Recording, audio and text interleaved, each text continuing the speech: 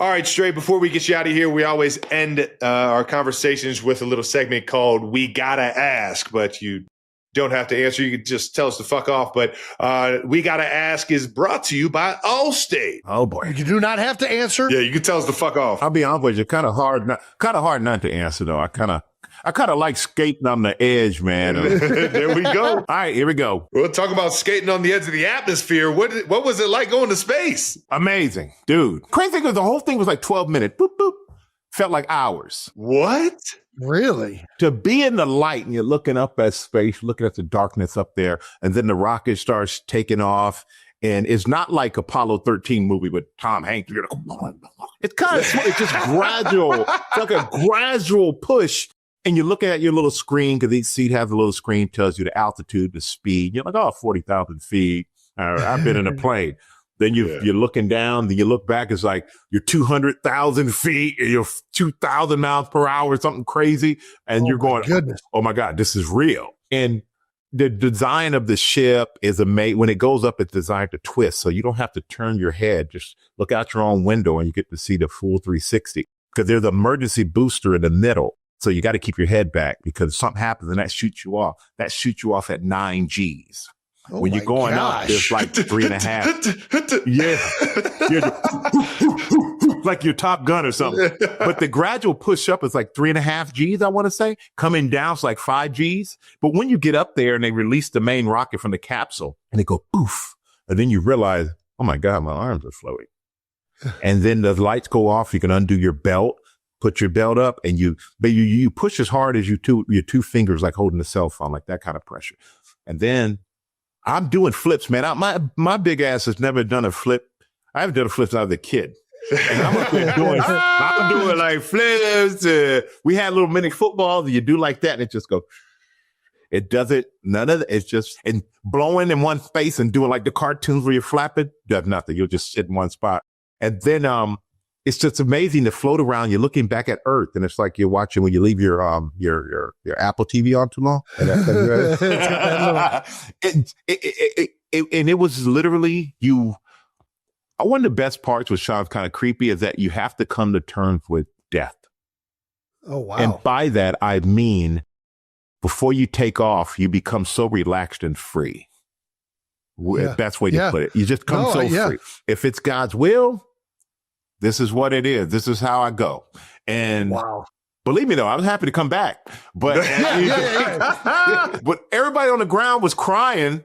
And except for my mom was like, your dad did worse. He was jumping out of planes all the time. He was a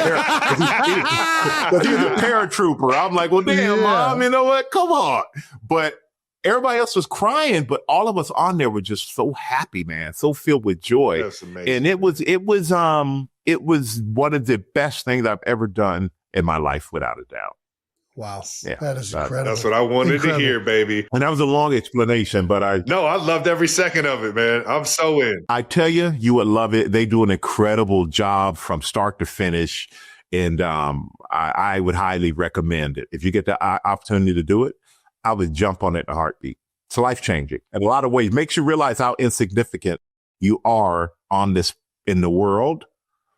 But it also makes you realize how important you are to the people that matter the most to you, because I'm on there thinking about my family, and like, I'm not ready to leave them, and they're not ready for me to leave either. Like, it really puts a lot of things in perspective. That is beautiful, man. You've done so much, Mike.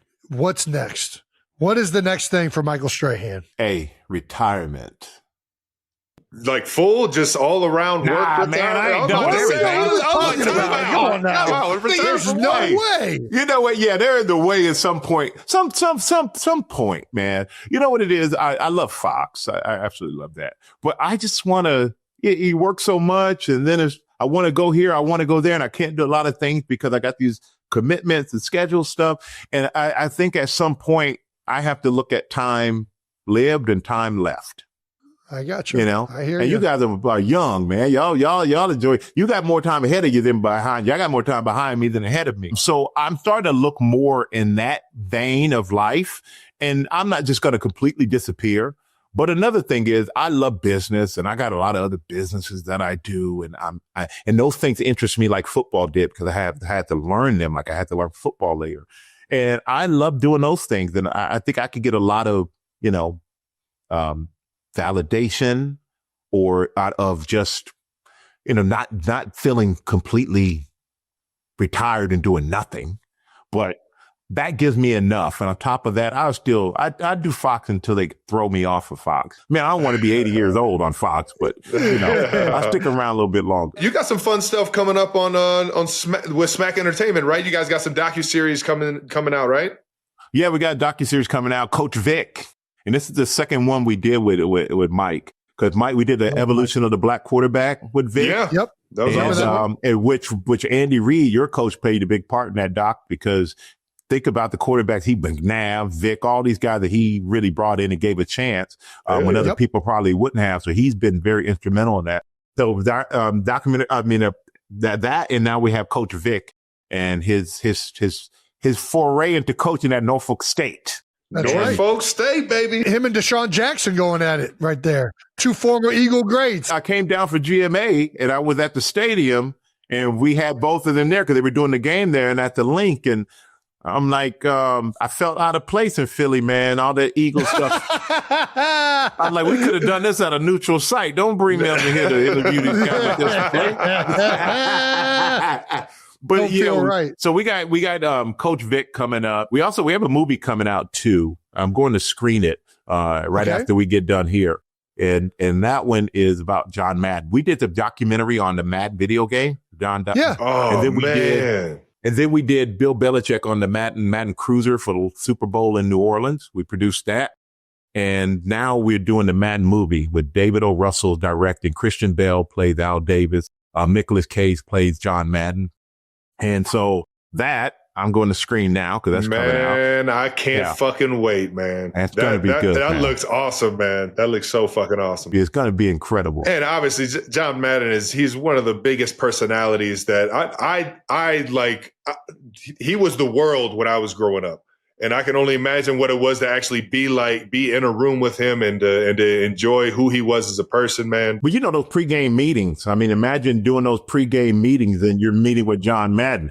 Yeah. That's crazy. And then you're at the stadium and that bus is sitting there and you're like, oh my God, John Madden Field. That was more pressure than freaking John Runyon. I got to ask you brought up John a couple times. I do got to ask you this. I see the highlights and I see a lot of Michael Strahan highlights. I know you've always given John his credit as being tough, physical, but what was it really like? What was it like for Michael Strahan going up against John Runyon? Tough. Easier when he first got there because he was in Tennessee. And then when they brought him to Philly, the whole thing was, we brought him to Philly to stop Strahan, which pissed me off. So I studied John Runyon more than I probably studied anybody. Yeah. I could tell what he was going to do before he can do it. I could tell he was going to fart before he farted. That's how much, that's how much I knew that cat, right?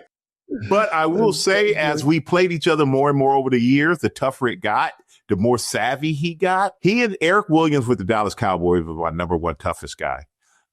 John Runyon and Leon Searcy, who was the offensive tackle, played in Pittsburgh and then in Jacksonville, where they were 2A and 2B. And so freaking strong and tough and smart. And I love John because John made me a better player. Those three I named made me a better player because playing against them made everybody else seem easy. And even at my Hall of Fame induction, John came, which meant the world to me. And I had to give him a shout out. So I said, John Runyon, 6'7", 350 pounds, whatever, of twisted steel and no sex appeal. So I thought I was going to give him a compliment. Hell no. Yeah. Could you have ever called out that he was going to be the VP of rules and policy and dishing out fines for guys that are giving late hit and cheap shots? It's kind of like, what's that, Catch Me If You Can character? That's exactly what it is. You hired a guy who does the crime so that you know who to catch doing the crime. John, man, I couldn't believe it. I'm like, how are you finding anybody? We should go and retroactively find your ass for what you were doing. Oh man, that's so fucking good. All right, man, we gotta wrap and get you out of here, big dog. No, we appreciate the time, but we always end these interviews or these talks with a welcome to the NFL moment, man. What was your welcome to the NFL moment, Stray? Oh man, I've had. Well, one was I was actually playing in the game. The other one, I was just actually a rookie at the game. As a rookie at the game, we were playing the 49ers in the playoffs in San Fran. And I just remember being there, and I'm coming from Texas Southern, man. I'm watching Steve Young, Jerry Rice, Ricky Waters, all these guys. And I'm like, can I have your autograph? That's what I wanted to do. I want an autograph. I didn't know Jerry Rice coming out there running like a damn stallion. And that was the most amazing thing. But my welcome to the NFL moment was playing the Cowboys, playing against Eric Williams. And we're out there and we're fighting, man. We're battling. And I'm like, you know what, mother? You wait till next time. I'm going to do that. I'm going to do that. I'm going to do that. And he looked at me and he said, let me tell you something, young fella. That may happen in the future. But right now, you just take this whipping like a grown. You take this ass whipping like a man. You just take this ass whipping like a man. Oh my gosh. Whoa, okay. And he was right. Sometimes you gotta take that ass whipping like a man. And that was my welcome to the NFL. There's some bad boys out here. You know, always king of the jungle. I love that. That is so good. That's similar to mine. I've told this. We probably won't even put it in the episode, but I got to tell you this after that. I got Jay Ratliff with the Cowboys. And it was my first time playing like a head up nose. We're 5-0 and everything. So it's me and him one-on-one. And he was whooping my ass. Like I could not block him. He didn't have a sack. I get a holding call later in the game. And I didn't think it was a good call. I start yelling at the ref and I look back at Jay. I'm like, man, you know that's some bullshit. He's like, son, I've been whooping your ass all day. I just figure I deserve one of them. You know what? I ain't got nothing to say. Yo, you're right. But we all have that one guy, man. Yeah. We all got that one guy. And we all had those moments. But hey, if you didn't have those kind of moments, you didn't play football. Seriously. Who was yours? What was your moment? I had about 5 of them. I had a guy. I had one of those guys on every team. Actually, it was just about the one I saw twice a year was Von Miller though. Von and those when they were on those Super Bowl runs with Peyton, man. Von was he was a beast and he was mean, man. I've learned to know Von. And Von is like he's a great guy, like just a A1 human being. Yeah. But man, when he in between those whistles, he was trying to embarrass you. I tell you what, man, I was in the Bahamas and Von came over to hang out. I'd never seen somebody with legs that big. Oh yeah, he's an animal now. Really? I wouldn't have expected that. I didn't either. He was more slender. I didn't either. I was like, I mean, I should be commenting on other man's ass and legs, but I was like, damn. If I was built like that, you know what I'm saying? he's producing some torque. Yeah, he's producing some torque, man. With that being said, though, before we go, I gotta give a shout out to my guy Myles Garrett, though. Incredible season, unstoppable, unblockable player, man. I've never, usually a guy has like one move or something like that in the counter. There's nothing he doesn't have, and it's like you watch him and going, how could a guy that big be that fast and lean that low? How could a guy be that big and that strong and run somebody over? How does he open at the hips and come inside? He's such a savvy ball player too, man. He knows what's coming. But yeah, congrats to Myles, man. Incredible season. I'm so happy for him. And he really is a good dude, man. I've had a chance to have lunch and spend some time with him and hit him up and talk to him before and after that. And I always try to encourage him because, as you guys know, we play and pretty soon we're just another guy who played in the league in so many ways, and it's time for the next generation. And you just got to encourage them because I always had guys that encourage me, and I hate to see when old guys we tear down these young players. Game's different, pay is different, all these things are different. Right. It's part of the game. I remember making $3 million a year, and I was the highest paid defensive end in the league, and that was a big deal because I was making as much as or more than Bruce Smith and Reggie and all those guys. And then I ended up jumping up like $8 million a year. And that was unheard of. Now 5 times that'll probably be the going rate. But you can't think back, because back then, like that was doing well in those times. So I always want to encourage these young guys, and I always want to encourage these older guys, to encourage these young guys, man. Don't just look at them as if you didn't play in my era, you couldn't play.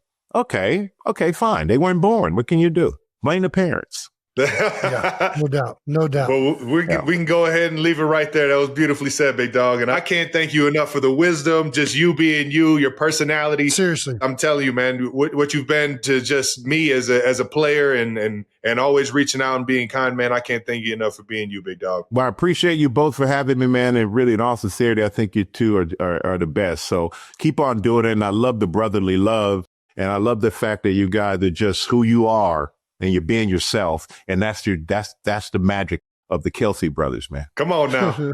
Thank you, big dog. I appreciate it, Mike. You're the best, brother. All right, Straight fellas. baby. Straight, you're the best, man. Appreciate the time, dog. Once again, that was We Gotta Ask, brought to you by Allstate. All right, let's wrap up this episode with some Stamps of the Week. Stamp of the Week is brought to you by Adobe Acrobat. Anna. Jets fans finally have a quarterback sort of in the Super Bowl. Look at this. Jake Chatsky.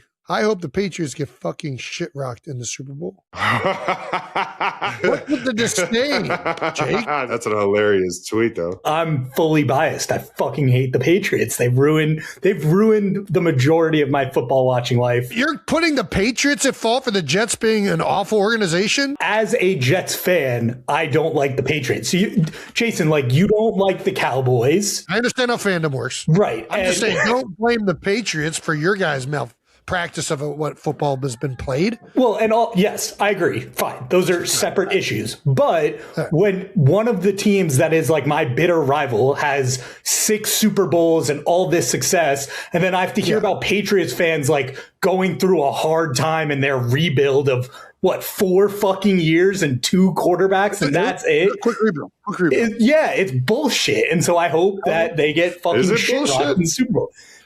To me, it is. I don't think it's bullshit. I think they went out and got a great head coach, and then they found a great quarterback. I don't think it's bullshit. That's it. Well, it's just I can never have nice things. The Jets just keep fucking up, and you can't have nice things.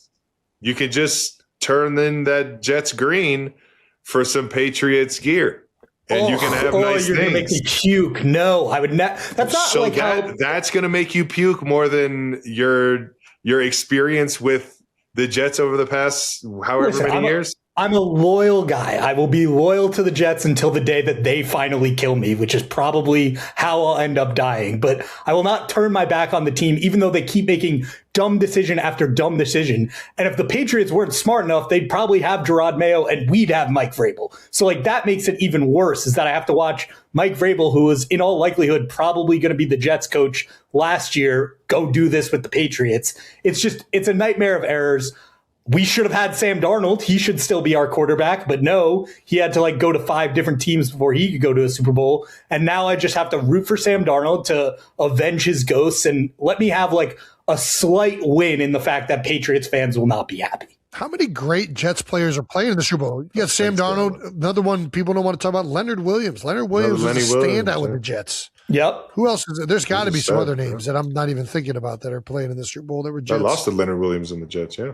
I can't think of many off the top of my head, but all I'm saying is it doesn't sound like you can blame the players or the Patriots. I don't want good things to happen to that franchise. In particular, the people who root for that franchise are people who have been tormenting me personally for 30 years. And those people don't change. You know what I mean? The Patriots fans who are rooting for Tom Brady and being ha, ha, ha, fuck the Jets. They're the same people who get to enjoy Drake May now. So I understand it's a different team, but I will not be happy for them. All right. That's understandable. Who are you rooting for, Trev? I fucking love a good Mike Vrabel story, man. I love Vrabes. He's always been the fucking best, man. He just felt like he would have been an awesome coach to play for.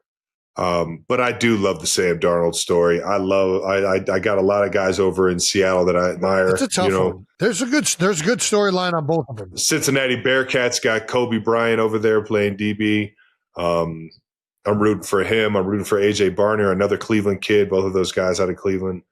So I don't know. Sam Darnold is I like that story right now. And to see him flourish would be pretty damn cool to see him go from where he's been to winning a Super Bowl. I like Sam Darnold. I love the Seahawks defense. I like the way they play. There's just a certain amount of respect that you have. Kenneth Walker, the way he was running this last game, oh my gosh. He's a beast. But then there is, I like Drake May. I like the rookie quarterback. Yeah, I there's like nothing Braves. to not like about the Patriots. It's just the story. The over defense, Seattle. I don't know, man. I like that defense over there in New England. I like Milton Williams, my former teammate. Mac Hollins, my former teammate. Yeah, it'll be interesting. I can't wait to watch it. Mac Holland is like Anderson Varejao. He is, which I was a big Anderson Varejao fan. Who wasn't? If you were a Cavs fan. I think teams overthink the third receiver sometimes. I think Mac Hollins. Dude, he's been amazing everywhere he's been. He really That's what has. I'm saying. They all, I feel like they're always trying to get like this shifty, like route runner. And it's like, dude, it's so much better. Get the guy that just plays ball, man. Dude, get into 11 personnel and have a guy that can do all these things that you can do out of 12 if you want to play nickel. And I don't know, man. I just think and then he's also like a mismatch height wise and size wise for a lot of the safeties trying to guard him. Like, anyways, all right, let's get back on track. Stamp of the week. I'm going to go our old Cincinnati GA. Yeah, Jesse Minter.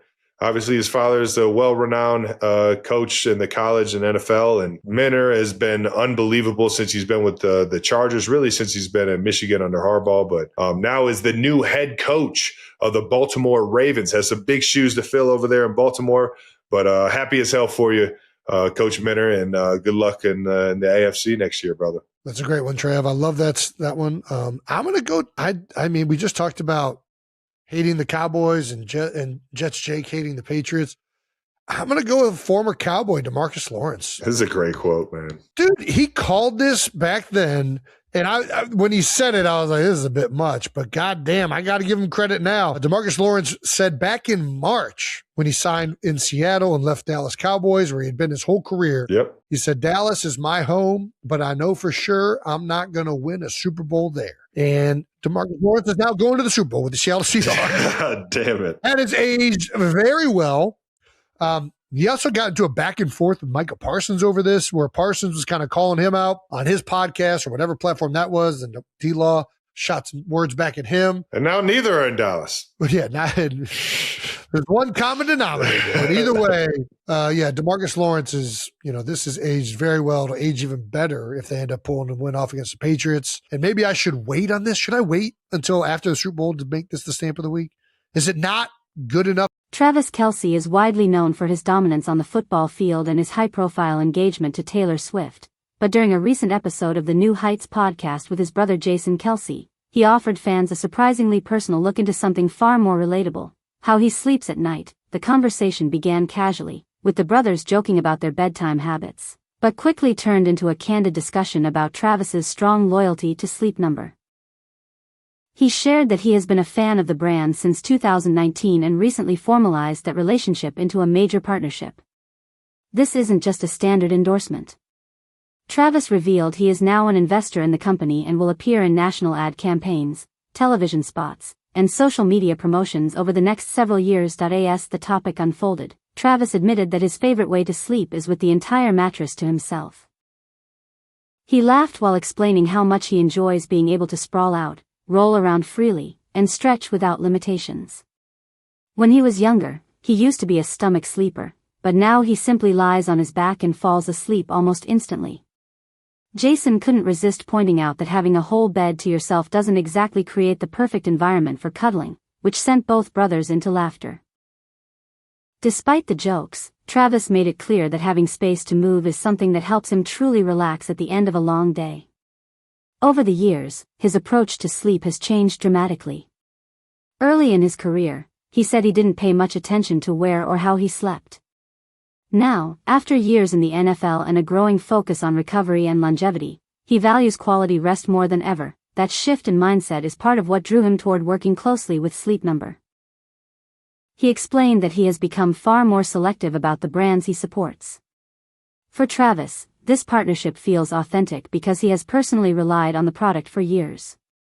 He emphasized that he only wants to attach his name to companies he genuinely believes in. The episode offered listeners a rare glimpse into Travis's off-field life. He described himself as something of a sleep connoisseur, carefully building a nighttime routine designed to help him unwind and disconnect from daily stress. His routine includes going to bed early, keeping the room cool, dark, and quiet, and ensuring he gets enough rest to perform at his best both physically and mentally. Jason added humor to the discussion by teasing Travis about whether Taylor Swift gets any say in how the bed is set up. Travis laughed, acknowledging that while he loves sharing a bed, he will always need plenty of room to sleep comfortably. The lighthearted exchange gave fans a glimpse of the brothers' natural chemistry and playful dynamic. As they reminisced about childhood, the brothers realized their sleep styles haven't changed much. Travis admitted he used to take up as much space as possible, kicking and rolling around, while Jason said he preferred staying neatly on his own side. Those habits, they joked, seem to have followed them into adulthood. Also spoke about how crucial sleep has become on game days. He sticks to a strict schedule, prioritizing rest before big matchups to ensure his body is fully recovered from practices and previous games. According to him, the right mattress plays a significant role in helping his body recover and preparing him for peak performance. For Travis, this partnership represents more than business. It reflects his broader focus on health, intentional living, and making thoughtful investments in areas that matter to him. Sleep, in his view, is not simply about comfort but about recovery, wellness, and readiness for whatever challenges come next. By sharing these details, Travis offered fans an unexpected but relatable insight into his life when the cameras are off. Combined with Jason's humor and the warmth of their brotherly bond, the episode became both entertaining and surprisingly informative, reminding listeners that even elite athletes prioritize the simple importance of a good night's sleep.